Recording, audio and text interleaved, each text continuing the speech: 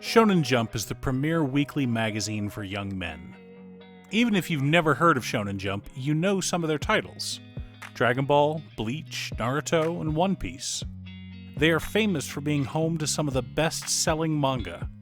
In 2019, only 2 of the top 10 selling manga were not Shonen Jump titles. In order to keep their status as the top dog, Shonen Jump listens to their customer feedback.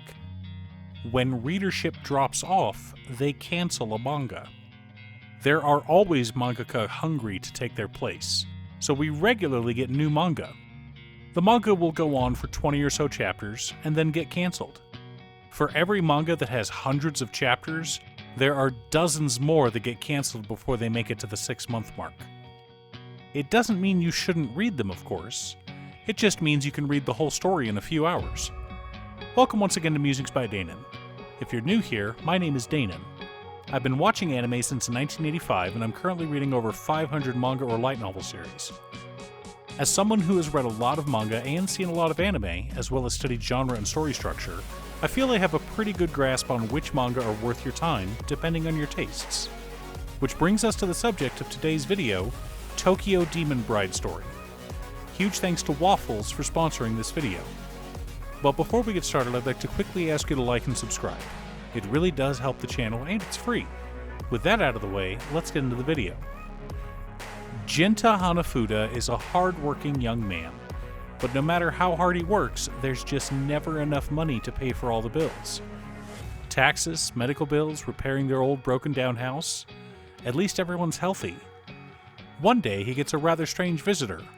A young demon girl comes to visit him. Genta thinks that she must be a cosplayer, or that maybe he's dreaming, when suddenly the girl lets herself in, with a sword. She claims that 10 years ago, when Genta was visiting his grandfather, they became betrothed by a mountain stream. Genta is kind of freaked out that she would make up a weird backstory like that.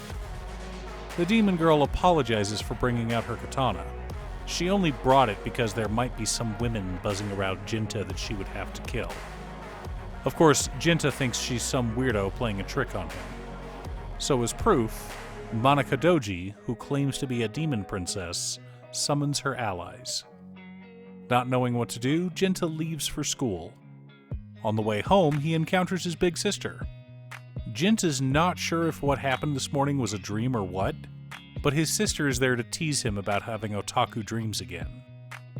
Of course, Manaka Doji, or Mana for short, sees him walking with another woman and isn't happy about it. Amused, Genta's big sister asks if she's doing a Demon Slayer cosplay. This, of course, enrages Mana. Genta's just trying to keep things calm. That night, after the whole family is there, Genta, his big sister, and his little sister, they discuss what they should do. Genta doesn't believe they can afford another person in the house, so his big sister says that Mana can replace him. After all, Mana is cute and Genta is gross. Genta still doesn't understand what's going on. Mana said something about him having special blood and he's considered a sacred blood. There was a seal on his house that kept spirits and demons away, but that seal is weakening. Now spirits are crawling all over Genta. They can't help themselves. His blood attracts them. Genta doesn't know if any of this is real. The family decides to go out and get food to celebrate Mana moving in. Mana is very excited. There are all kinds of new things in the human world. Places she wants to go, like the beach, even though she can't swim. Talk about a red flag. Genta asks Mana why she wants to live with him, even if he can't remember her. She tells him it's fine if he doesn't remember. After all, she remembers him, and that's good enough. Of course, this is where she gets hit by a giant wave and knocked into Tokyo Bay. Not only can Mana not swim, she's wearing traditional clothing which is dragging her downward. But Genta is still the same person he was when he was a little boy, and dives in after her. The shock of the cold water makes him remember. One day, while visiting his grandpa, he got lost in the mountains and came across a drowned girl.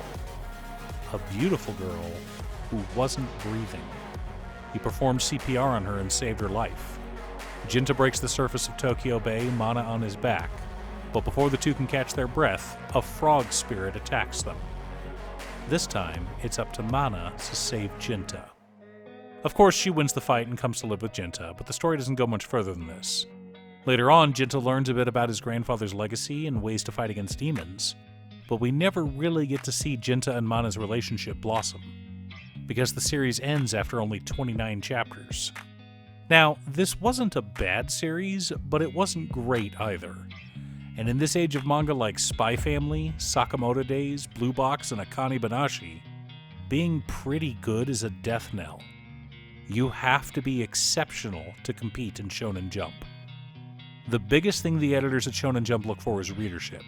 How many people are tuning in week after week to read a new series? Not just Chapter 1, but Chapter 10, Chapter 15. New manga like Mama Yu or Kagurabachi have to compete with old hats like Jujutsu Kaisen or Undead Unluck. Kill Blue and Beat Motion need to compete with manga that already have anime adaptations, like Spy Family or One Punch Man. So if you haven't already, get a subscription to Shonen Jump through Viz. For only $3 a month, you can stay current with all the top manga, or go back and read classic stories like Yu Yu Hakusho or Dragon Ball. You could read some recently canceled manga like Tenmaku Cinema or Fabricant 100. I'm not sponsored by Viz, but I'm open to it if you're listening, Viz. Thanks for tuning in. Once again, a huge shout out to my editor Cute Stuff. I couldn't make these videos without her. If you'd like to hire her to edit your own videos, she can be reached at cutestuff.edits@gmail.com. Link is down below. If you're looking for ways to support the channel directly, you can head on over to patreon.com/Danon. There are several tiers to choose from. You can pick an anime or manga for me to do a video about, or you can join our monthly manga club. I also wanted to give a quick shout out to all of my patrons: Waffles, Jiraiya, Danny, Muffins, Marcus, Squishy, Brett, Roxy, Josh, Sean, Pob Zombie, Mark, Alex, Daniel, Steve, Kevin, Alex, Cookie, Borgie, Jake, Exiled Rogue, Manassas, Nazwin, Oolong, and Pedro. You guys are awesome. I post anime or manga videos often, or you can click here to watch additional videos. Again, thanks for watching, and I'll see you all again next time on Musings by Danon.